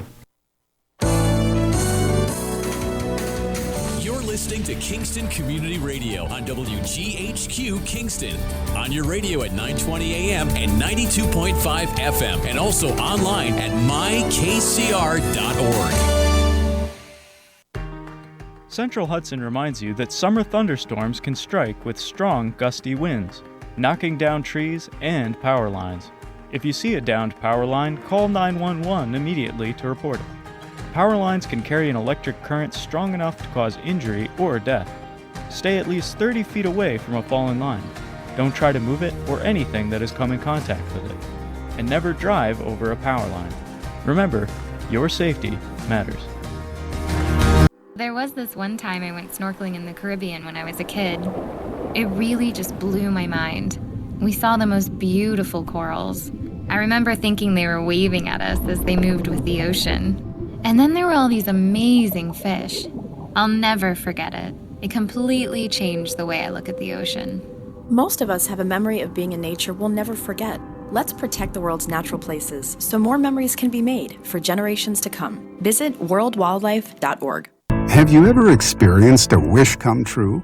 For a child battling a critical illness, a wish come true can be a turning point. One song, one dance, one game, one adventure, one moment changes everything. Make-A-Wish needs your support to grant the wish of every eligible child. Visit wish.org now to help grant more life-changing wishes. Together, we can transform lives, one wish at a time. This is the story of Daniel, who was born 2 months early. His lungs weren't ready. His heart wasn't ready. His parents could only hope that one day he would leave the hospital healthy, and they would all live happily ever after. Daniel's is just one of the more than 500,000 stories of babies born prematurely last year. You can help the March of Dimes stop premature birth and bring more babies home healthy. Learn how at marchofdimes.com. Working together for stronger, healthier babies.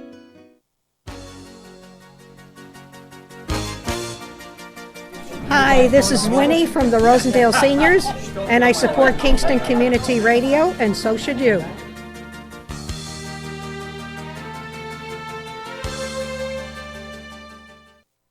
This portion of Kingston Community Radio is brought to you by Ulster Savings Bank. Visit their newest branch, conveniently located at the Ulster Commons Plaza in Lake Katrine. Experience the difference that local community banking offers with the convenience of another great location, easy access, plenty of parking, and a 24-hour ATM.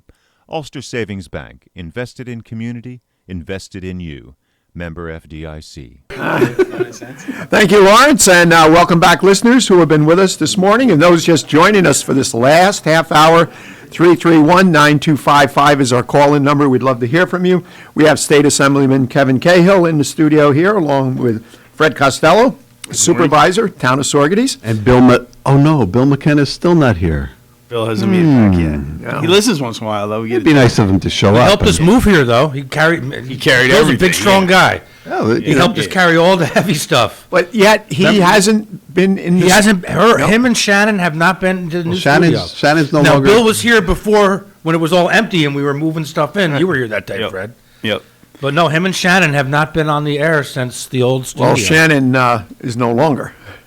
She isn't, but she was until a couple months ago. Yeah. Right? Yes. Yeah. Yeah. She did, I think she did remote once or twice with us. Yeah, she called in a couple times. Yeah, that was it. And Bill calls in for a pinch for sure. But we miss having him here.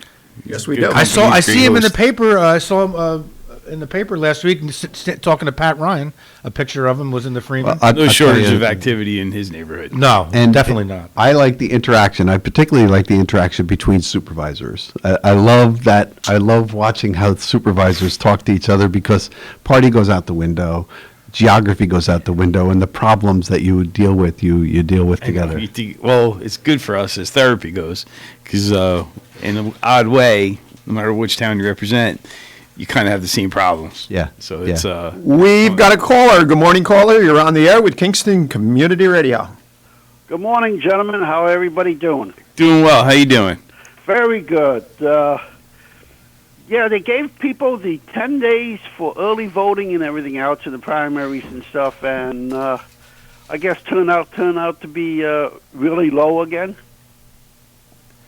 We were just having that conversation that it's only a small population of folks that have been taking advantage of the opportunity. Right, and I tell you what, I think Kevin is right about the fact that when people start throwing a lot of mud out there, both sides, it does have an effect on people who do vote, turning a deaf ear to what's going on and stuff. And I always like the way that Kevin does. And Kevin, hey, you go by the facts. Let's go by what you think and what you feel, and on the issues, not how the other guy brushes his teeth in the morning or something stupid like that. The more the politicians talk about issues, the better the people will like it. I do recall I had an opponent who brushed back and forth instead of up and down, and I tried to make an issue out of it. You leave the water on while he was doing it. I leaves the water running. I mean, listen, it was a scandal. We did 3 flyers on it. Appropriate.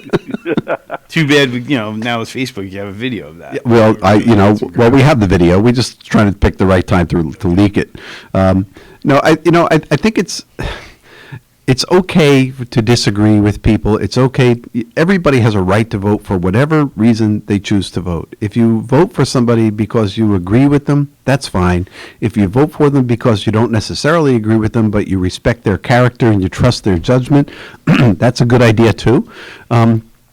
If you vote for them because they're your relative, because you know them, because you have faith in them, because you think that's what the government needs, a particular kind of expertise, that's great.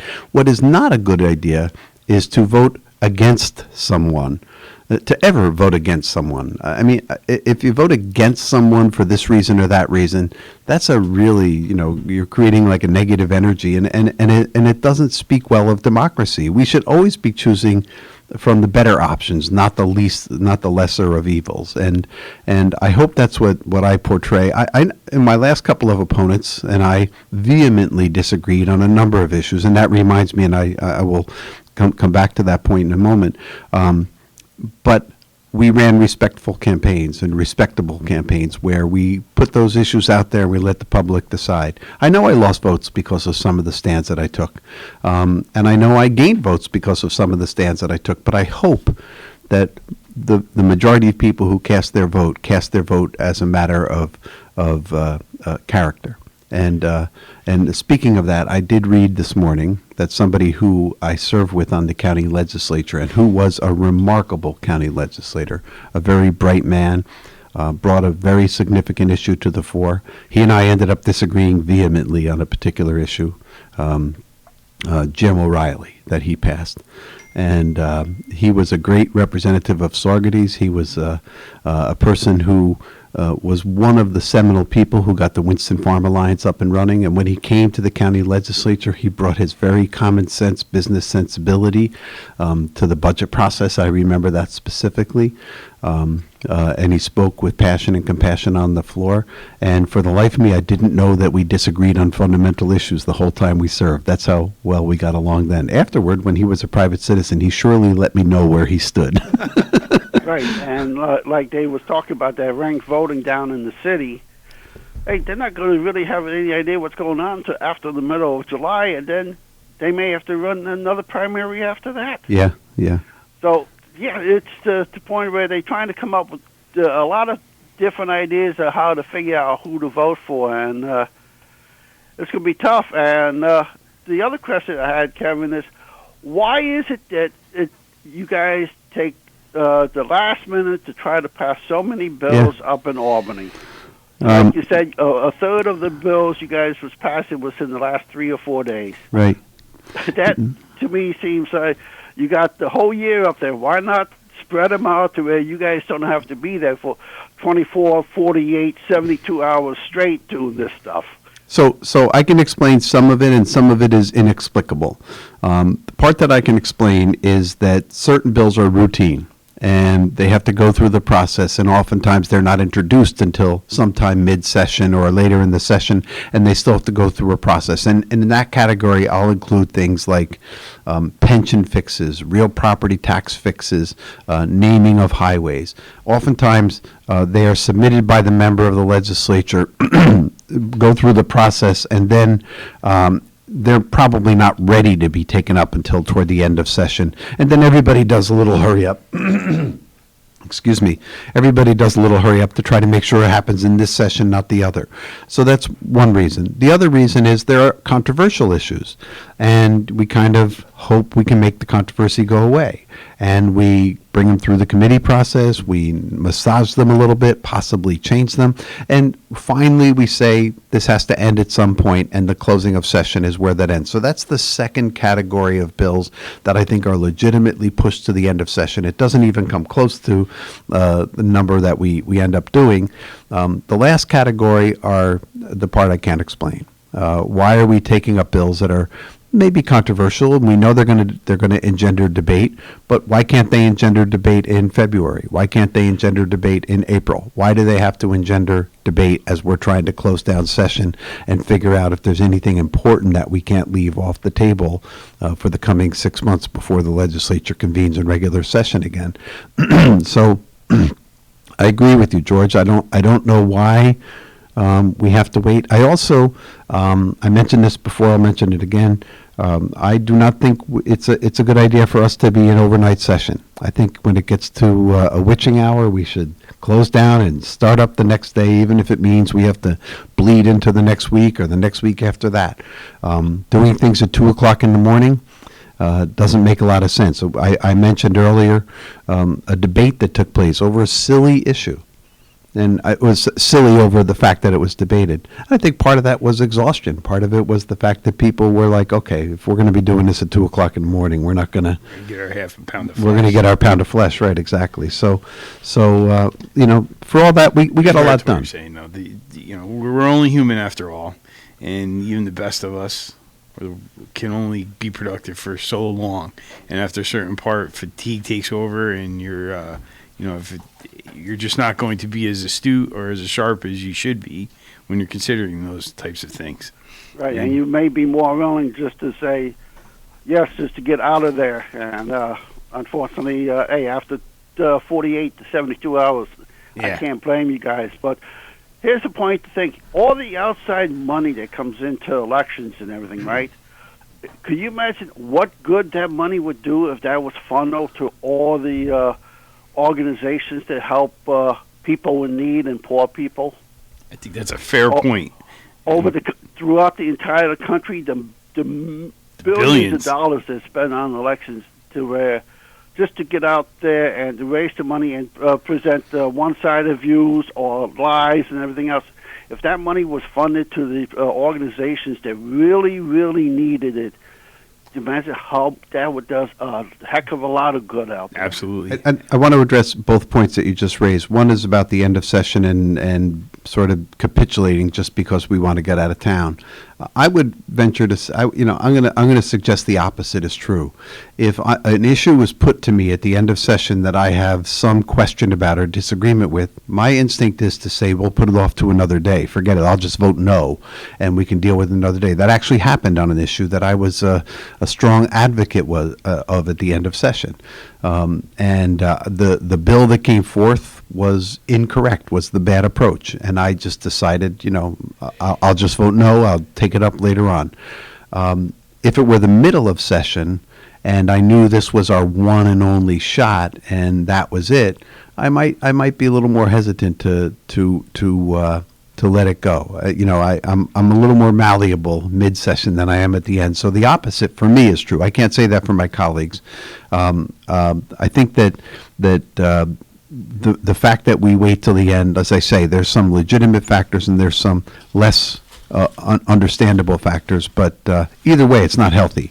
Doing that many bills that quickly, having to do it overnight, takes away from the significance of each one. And I'll be clear. I mean, I think the significance of naming a highway is important. I think who we name a highway for and why we name that highway and the person we're acknowledging deserves a moment of consideration by the legislature and not a routine vote in the middle of the night. So even if it's something less significant than, say, a moratorium on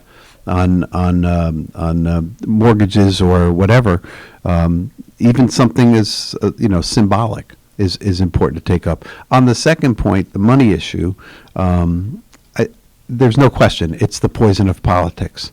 And how do we get away from it? We seem to be going in the opposite direction. We have people running for local office who have fundraisers. When I was a kid, when I first started out in politics, local people didn't have fundraisers. You kind of took a couple bucks out of your pocket, and that was one of the ways that that you ran for office was, Mr. So-and-so was ready to put up $200 to get his palm cards. Oh, good, then he can be a candidate. And that's changed. And now people have, campaign plans, they have strategies, they have multiple attack mechanisms, and it's expensive. And the same is true when you scale it up. Think about running for Congress. Right. All the U.S. Senate, all president, the money that's wasted in those races are ridiculous. And Kevin, good luck. I'm glad you are who you are and the way that you campaign. And I also really appreciate the way that your office and your people helps veterans and what you have done for veterans over the years, especially the Vietnam-era veterans who perished over in Vietnam and finally being recognized. So thank you very much. Let's make sure they're not forgotten. That's for sure. And we really appreciate all you guys there. They're there every week and stuff, and to come on the radio and keep KCR going. So thank you guys. Have a great day, and enjoy the gorgeous weather outside. You do the same, George. Thank you for your call. Have a great Bye day. now. If I could pick up on your point just for a second, because you raised this once before and it struck me. Congress, I think, exemplifies the demand and the need for campaigns finance reform in a way that just makes it plain. And you have folks that are running for Congress in the central part of the country coming to New York to raise money, and they have to raise an obscene amount. I think you said it was $10,000 a day. Oh, it's at least. At least. So you, in order to raise that kind of money, you potentially have to compromise your own beliefs. If you're in a secure seat, if you're in a seat where you're not really subject to challenge, you have to raise about $4,000 a day. A day. 7 days a week, 52 weeks a year. That's a lot of phone calls. That's how much. Oh, 52 weeks out of the year. Yeah. If you're in a contested seat, that number can be multiplied. And that's just your campaign. That's not the campaign of the independent expenditure groups, the political action committees that are also going to be involved in a race. There have been congressional campaigns where tens of millions of dollars have changed hands over this. And listen, I get that people want to get their message out there, and I get that everybody has the right to free speech, and they ought to be allowed to stand up and say, I don't care what you think about Joe Schmo, but don't forget that he was against this and he was for this and we're against this. That's good. Make your point. We saw it in the school board elections. We may have seen it in a county legislative race with Dave Donaldson over the Kingstonian issue. People have a right to do that. That doesn't make it healthy for democracy. When you throw money on top of it, that is literally for throwing gasoline on a fire. So if you have a secure seat, based off of what you just said, $1.456 million. Just under about $2 million. Yeah. Yeah. That's what, and by the way, I don't know about if you have a secure seat. Now, can you imagine if you're a newcomer and you don't have a secure seat? I had the curse of having a lot of friends who went to Congress, and over the course of the years, both in New York and outside of New York, and that convinced me that one job I never want is to be in Congress. But the icing on the cake was the fundraising. I have a good friend in Congress who I went down to visit one time, and I said, hey, why don't we go out and have a cup of coffee, or why don't we get a beer? And he said, why don't you meet me for breakfast tomorrow? I said, that's fine. I'll meet you for breakfast tomorrow. I'm going to be at such and such a place. I go to this place. I go to the restaurant. I'm looking for him. I don't see him. And they said, oh, no, he's up on the 17th floor. He's in a law office. He's having a fundraiser right now at 7 o'clock in the morning. And that was the breakfast. So I went to the fundraiser in an office. That's what he was doing at 7 o'clock in the morning. Members of Congress, and I can't speak for Antonio because I haven't talked to him about this specifically, and I'm going to guess he's not quite in this category, but there are members of Congress whose work day is 6 hours on the phone, 2 hours of congressional business. That's how they do business. That's not a life. Yeah, that's not a job. It bothers me that there's blind money that we don't know about that's coming into these races and influencing. We don't know who those people are and what their true advocacy is all about. And I don't know. It seems simple to me if you're going to run for a seat, whether it be Congress or something, if you raise the money within your district, you're representing that district. Mm-hmm. And that would be a meaningful campaign reform. I think that would be helpful and kind of, if you're running for a district that doesn't have New York City media markets, your budget for that campaign is conceivably less than if you're running for a seat that you have to buy ads on NBC and ABC New York. We have found out that no matter what we do to try to restrict campaign financing, we can't. So we found out the stick doesn't work, but maybe it's time to try the carrot. And maybe if we said, if you are contributing to someone in your district, if you are adhering to if you're donating under a code of conduct, that your contribution could be partially tax deductible. And if you're not, then it's not. Now, that doesn't tell anybody what they can or can't do. It just says if you want to play right, there's going to be a benefit for you. Incentivize it. Right? So logical. I think that could be a meaningful. So in the city, we had public financing played a large role in the New York City campaign this year, and public financing is involved in the campaigns all over the country. But Seattle has a really unique public financing mechanism. They send a voucher to every single registered voter, and they said this voucher is good for $50, and you can donate this $50 to any candidate you want. Just sign it off. You turn the voucher into the candidate, so every single person can make a campaign contribution with public funds. And that's one way of making sure that it works. That potentially, though, could influence the race. The idea is that it will influence the race. And the idea is that if you can go out there and instead of going to, like in New York City, the big real estate interests, which is they've been a little low key in this campaign, but generally speaking, they're the number one contributors. If you can counter that by, hundreds or maybe even thousands of small donations from people who otherwise couldn't afford it, can't decide between the quart of milk and a campaign donation, but now they're being able to spend taxpayer money, then it makes a difference. And it's been an interesting approach, and Seattle is still looking at it to see how it works. Unfortunately, I guess some of the early solicitations first looked like tax bills, so people weren't opening them.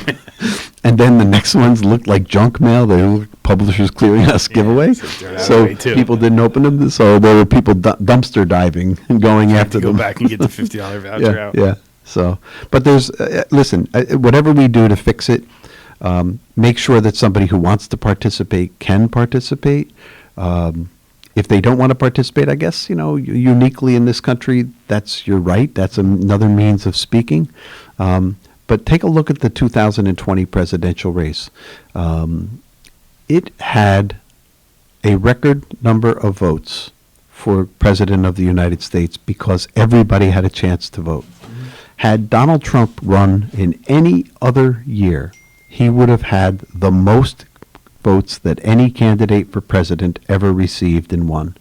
But he had the most votes that any presidential candidate received and lost. Joe Biden had even more. Joe Biden had over 80 million votes. That's pretty remarkable. That means that when we want to participate, we can. Now, we saw that drop like a rock in the primaries this year, and will probably not match up what's going to happen in the fall. But if that means that the people who wanted to vote, no matter how they voted, for my candidate or against my candidate, if they exercise that right, that's a good thing. I agree. I love when we have substantial turnout. I think that's it's a good referendum on what policies are being employed and how they're impacting people. And if you don't hear from them, you just whistle past perhaps the graveyard or not. You don't know. So I think it's a vote. It's something we should cherish more than we do. We've been in a good position for so many years now. I think our generation somewhat takes it for granted that there was a lot of sacrifice and loss to give us the privilege we have. I often wonder what does motivate people to vote. What is the reason people decide to go out or don't decide to go out? Now, locally, we know what it is. It's a single issue, right? It's oftentimes a single issue. I'm for or against this. I was mentioning the late Jim O'Reilly. Jim got involved in elective politics because of the Winston Farm Alliance, and the Winston Farm Alliance was created because somebody wanted to put a dump in the middle of Saugerties, and that changed politics in your community completely, and it engaged people who were never engaged before but have remained so ever since. Well, I think it was the same case with his wife Barbara in getting onto the town board. Mm-hmm. So you're right. It was with the Winston Farm Alliance. That's right. Yeah. So you have issues like that motivates people at the local level. Same is true on a national level. If you think that immigration is a big giant issue, whether it's real or manufactured as an issue, you think it is and it motivates you to vote, then it motivates you to vote. The number one thing we know, and it goes back to James Carville, who's famous for saying, it's the economy, stupid, right? It's always the economy. How does my pocketbook feel is the number one way people vote. And I think, March mentioned it in the first hour, the existential threat that climate change offers is about to cross over that threshold where it is becoming a pocketbook issue, where people are recognizing the cost. It costs New Yorkers $27 billion a year because of carbon pollution. That's how much it's cost in lost productivity. That's how much it costs in things that get broken that shouldn't be broken. That's how much it costs to remediate. $27 billion a year. I didn't even know that statistic existed. Yeah, that's yeah, and so if huge. If we can wrestle that problem to the ground, we can fix that. Maybe not bring it down to zero, but we can fix it. our job over the course of the next year, and this comes up with a bill that I put in this year called the CCIA. Our job is to make sure people understand that this is a pocketbook issue and that fixing it is the appropriate thing to do, not leaving it alone. I put a bill in that would tax carbon. Basically, so if you create pollution, you have to pay for it. And immediately the Business Council and others came out and said, "Oh, that bill will put 55 cents a gallon for gasoline." From the time I put the bill in to the time they made that statement, gasoline went up 85 cents a gallon. So I don't know what taxes have an actual impact on the price of gasoline. But the fact of the matter is that gallon of gasoline is probably costing about 80 cents a gallon in terms of detrimental impact on the environment. And by the way, the 55 is way off in terms of the number. Our bill would be $55 a ton of carbon, and that's far less on a gallon by gallon basis. So between now and the time when we want to advance this legislation, we have to convince the public, and the public has to be made educated to understand that it's their pocketbook, because at the end of the day, that's what people usually vote on. There's a disconnect with people's understanding of what you just described, though, because if you look across the Hudson Valley, you'll see there's still a fairly significant presence of smokestack, so to speak, industries, and they pay permits, basically a tax, for the right to emit those emissions. Some do. Yeah. Yeah. And there's always that fear and threat of what would the impact of that be, but in practice, it kind of exists to a degree already. So, there'll be an extension of that for sure. But somebody asked me what the chances of getting the New York the single-payer health plan passed in the legislature are. I said the problem is not that it's a bad idea. The problem is not that it is expensive. The problem is that we don't necessarily have a body of legislators who are ready to say, okay, you're going to be relieved of your health insurance costs, but we're going to tax you.